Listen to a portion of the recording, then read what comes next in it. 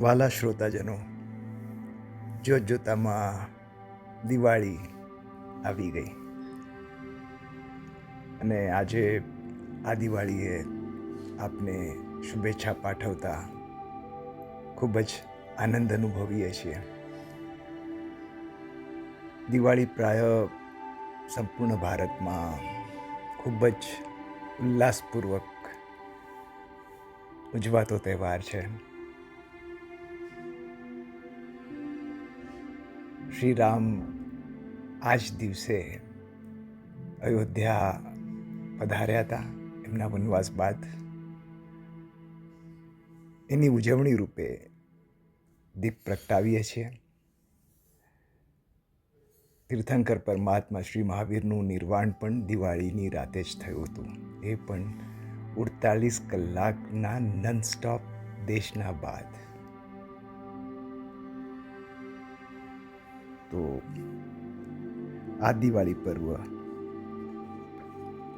આપ સૌને પ્રકાશ, સમૃદ્ધિ અને તનમનનું સ્વાસ્થ્યના દીપ સદાય ઝળહળતા રહે તેવી ઘણી બધી શુભેચ્છાઓ સાથે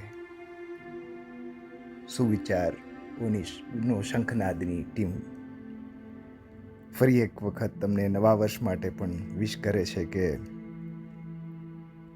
દિલની દુઆઓ કબૂલ થઈ જશે, તમારી સતમાગણીઓ મંજૂર થઈ જશે. દિલથી સંબંધ રાખજો સુવિચારોના શંખનાદની ટીમ સાથે. નવા વર્ષમાં બધું શુભ મંગલ થઈ જશે. Happy new year. સુવિચારોની સંજીવની, પ્રેરણાદાયી સુવિચારો, સંક્ષેપ અને સંકલન શ્રી નવીનભાઈ શાહ. આપણે દરિયામાંથી ઘણા બધા મોતી કૂતીને લાવ્યા હતા ગતાંકમાં. એમાંના થોડાક હજી બાકી રહી ગયા છે જે આજે તમને આપવા છે. વિચાર મોતી. ક્ષમા ભૂતકાળને ભલે બદલતી નથી, ક્ષમા ભૂતકાળને ભલે બદલતી નથી, પણ ભવિષ્યને ઉજ્જવળ તો બનાવી જ દે છે. દુઃખ ભલે ગમે તેટલું હોય, પણ ભગવાન સામે રોવાથી ખુશીઓમાં બદલાઈ જાય છે. ક્યારે રડવું આવ્યું ભગવાન સામે? સાચા હૃદયથી, સાચી નિયતથી? તો ચોક્કસ એ આંસુઓ ખુશીમાં બદલાઈ જશે. જે વાતો તમને તકલીફ આપે છે એ જ તમને તાલીમ પણ આપે છે. વિનાશના બે કારણ: અંધવિશ્વાસ અને આંધળો વિશ્વાસ. પોતાને શિક્ષિત સમજીને ભગવાનને ભૂલી જવાની ભૂલ ન કરતા. કાળ હંમેશા કર્મ જોઈને આવે છે, ડિગ્રી જોઈને નહીં. વિશ્વાસ રાખો તમારા કદમો પર. રસ્તાના ખાડાઓની શું તાકાત કે તમને ડોલાવી શકે? દિલ એ સૌથી મોટી કબ્ર છે. દિલ એ સૌથી મોટી કબ્ર છે. સાંજ પડતા કેટલાય અહેસાસ દફન કરવા પડે છે. ભૂલો તો બધાથી જ થાય છે, પણ અમુક જાણતા નથી અને અમુક માનતા પણ નથી. કોઈએ પૂછ્યું, વગર વિચારે શું કામ કરો છો? સુંદર પ્રત્યુત્તર: પોતાના ઉપર વિશ્વાસ. જીવનમાં સાચી મજા તો નિખાલસ લોકો જ લે છે. જીવનમાં દેખાવ માટે સારા ન બનો, કારણ કે ઈશ્વર આપણને અંદરથી ઓળખે છે. દરરોજ એક ઘડી પ્રભુને આપો, જીવનની હર ઘડી સરસ થઈ જશે. જિંદગીમાં સૌથી વધારે દુઃખ કોણ આપે છે? વીતેલું સુખ.